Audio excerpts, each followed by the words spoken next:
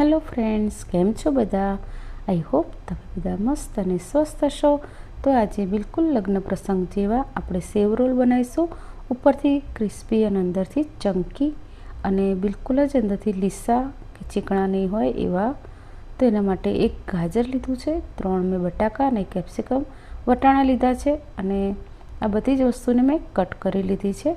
तो अहीं आपणे गाजर ने चॉप कर्युं छे, वटाणा छे एने पण आ रीते चॉपर में थोड़ा मैं चॉप करी लीधा छे। गाजर पण झीणुं चॉप कर्युं छे अने बटाका छे एने एकदम नाना नाना टुकड़ाथी टुकड़ा में कट करी लीधा छे। तो आ रीते कट करी अने त्रणेय वेजिटेबल्स ने आपणे एक साथे इडली कूकर होय छे इडलीनुं एमां आपणे बाफी लईशुं। तो केप्सिकम छे एने साथे नहीं बाफीए अने त्रणेयने आपणे 8 मिनिट सुधी बाफवा मूकीशुं। तो सरस रीते वटाणा अने बटाका बफाई जाए एटले आपणे कूकर बंद करी अने आ बधुं ज वेजिटेबल्स ने लई लईशुं। तो आ रीते करवाथी आपणो टाइम छे ए बचशे।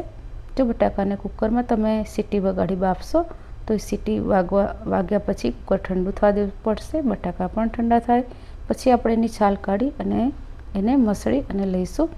तो ए रीते मसळीने लेवाथी घणीवार सेव रोल छे ए अंदरथी एकदम चीकणा अने बटाकानो मावो छे अंदरनो एकदम લીસો થઈ જાય છે। તો અહીં એવું નહીં થાય। આ રીતે બટાકાને બાફવાથી થોડાક એમાં ચંક્સ છે એના રહેશે જે આપણા સેવ રોલને વધુ ટેસ્ટી બનાવશે। અને અહીં અડધી વાડકી જેટલા મેં પૌવા લઈ લીધા છે। અહીં કોરા પૌવા જ મેં અંદર એડ કર્યા છે કેમ કે આપણું જે વેજીટેબલ્સ છે એ થોડા ગરમ છે તો એની સાથે સાથે એ સરસ રીતે પલળી જશે। અને લાસ્ટમાં મેં કેપ્સિકમ છે એને પણ અંદર લઈ લીધું છે। आदू मरचा लसणनी कचरू में क्रश करेलू है ए लीधुं छे। साथे अर्धी चमची मीठुं नाख्युं छे। अर्धी चमची करता पण थोड़ुं ओछुं मैं अत्यारे संचळ लीधुं छे। अर्धी चमची आमचूर पाउडर लीधो छे। 1 चमची में धाणा जीरुं लीधुं छे अने एनी साथे हवे अर्धी चमची हळदर अने 1 मोटी चमची भरी अने तल लीधा छे। अर्धी चमची आपणे चाट मसालो अंदर लईशुं अने अर्धी चमची थोड़ी ओछी हींग लीधी है। मैं अहीं 2 चमची ड्राय ब्रेड क्रम्स है मारी पासे तो मैं लीधा है अंदर अने अर्धी चमची थी थोड़ू वधारे काश्मीरी लाल मरचुं ने अर्धी चमची गरम मसालो लीधो है। थोड़ी आपणे कसूरी मेथी लईशुं अने लास्ट में आपणे कोथमीर लईशुं। तमने कोथमीर जेटली पसंद होय एटली तमारे अंदर लेवानी अने मसाला है ए ओछा वधता तमने पसंद होय तमारा टेस्ट प्रमाणे तमारे उमेरवाना। અને લાસ્ટમાં હજુ આપણે ટેસ્ટ કરી જોઈશું અને જે પણ ઓછું વધતું હશે એને હું અંદર ઉમેરી દઈશ। બધું મિક્સ કર્યા પછી થોડા મસાલા મતલબ સંચળ મીઠું ને ચાટ મસાલો મેં ઉમેર્યા છે અને અડધું લીંબુ મેં ઉમેર્યું છે અંદર।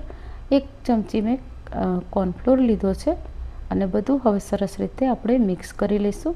તો આ રીતે આપણે ગમે તેટલું મસળીશું છતાં પણ જે વેજીટેબલ્સ છે એના અંદર થોડા ચંક્સ રહેશે, झीणा झीणा टुकड़ा अंदर कटका रहेशे जेनाथी सेव रोल है तमे खाशो ए वखते तमने थोड़ो सारो एनो टेस्ट लागशे।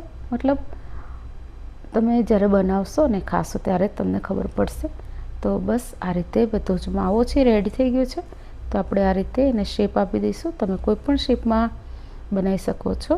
तो आपणे अहीं सेव रोल बनावीए छीए ए मोटे भागे आ रीतना शेपमां ज होय छे। तो आपणे बधा ज रोल ने आ रीते बनाई अने पछी कोरा मैदानी अंदर एने एकवार रगदोड़ी लईशुं।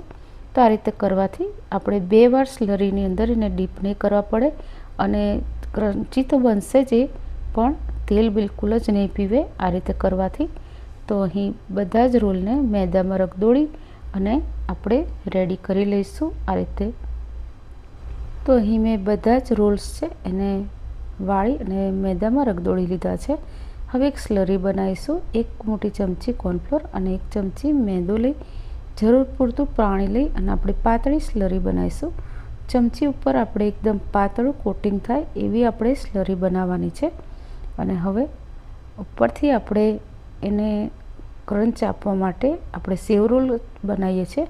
તો આ સેવ છે એ જે પેલી સેવ આવે છે સેવૈયા માટેની એ લીધી છે અને એને આપણે આ રીતે थोड़ी मसळी अने नाना टुकड़ा में एने कट करी लईशुं।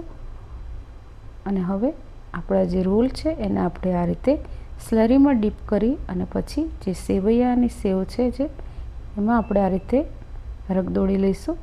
અને બધી જ બાજુથી સરસ રીતે કોટ થાય એ રીતે આપણે કરવાનું. ઉતાવળ નહીં કરવાની, શાંતિથી કરવાનું. થોડો ટાઈમ લઈ અને જ્યારે પણ આવી રેસીપી બનાવવાની હોય ત્યારે થોડો વધારે ટાઈમ લાગે છે, તો થોડો ટાઈમ જ્યારે વધારે હોય ત્યારે જ બનાવી. અને બસ આ રીતે આપણે બધા જ રોલ છે એને આપણે રગદોળી લઈશું. તો અહીં હું ભૂલી ગઈ હતી, તો આપણે 1 ચમચી આની અંદર મેં કોર્નફ્લોર લઈ લીધો છે સેવની અંદર. તો એ રીતે કરવાથી વધારે ક્રિસ્પી બનશે આપણા સેવ રોલ. તો અહીં સેવની અંદર થોડું મેં કોર્નફ્લોર લઈ લીધો છે અને મિક્સ કરી લીધું છે, જેથી સેવ અને કોર્નફ્લોર બંને આપણા રોલની ઉપર કોટ થશે, જેથી ઉપરથી ચવડ પણ નહીં બને, પણ એકદમ એનું પડ છે એ ક્રિસ્પી બનશે. તો બસ આ રીતે આપણે બધા જ રોલને બનાવી લઈશું અને તમને જે શેપ પસંદ હોય એ શેપમાં તમારે બનાવી લેવાના. તો સોરી, અહીંયા તળતી વખતે મને એમ કે મારો કેમેરો છે એ ચાલુ છે પણ બંધ હતો, તો એક બેચ મેં તળી લીધી છે. તો અને બીજા મેં સેવ રોલ થોડા અંદર તેલમાં એડ પણ કરી દીધા છે. અહીં મીડિયમ ગેસની ફ્લેમ પર જ આપણે જે સેવ રોલ છે એને તળવાના છે.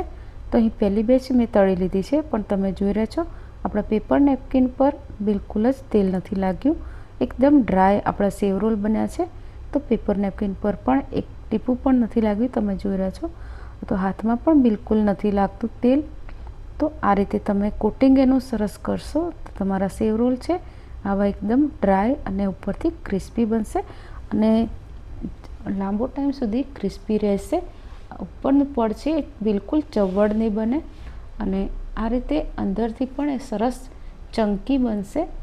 લીસા યા ચીકણા નહીં બને તમારા સેવ રોલ જો આ રીતે પ્રોપર મારી રીત પ્રમાણે તમે બનાવશો તો. તો અહીં બધા સેવ રોલ આપણા બની ગયા છે. એને મેં ખાટી મીઠી ચટણી સાથે સર્વ કર્યા છે. સેવ રોલને કટ કરીને પણ જોઈશું. તો બિલકુલ આપણે લગ્ન પ્રસંગમાં આપણે ખાતા હોઈએ છીએ બિલકુલ એવા જ ટેસ્ટના અને એવા જ ટેક્સચરવાળા આપણા સેવ રોલ છે બનીને રેડી થયા છે. તો આઈ હોપ તમને આજની રેસીપી પસંદ આવી હશે. તો રેસીપી જોવા બદલ થેન્ક યુ. રાધે રાધે.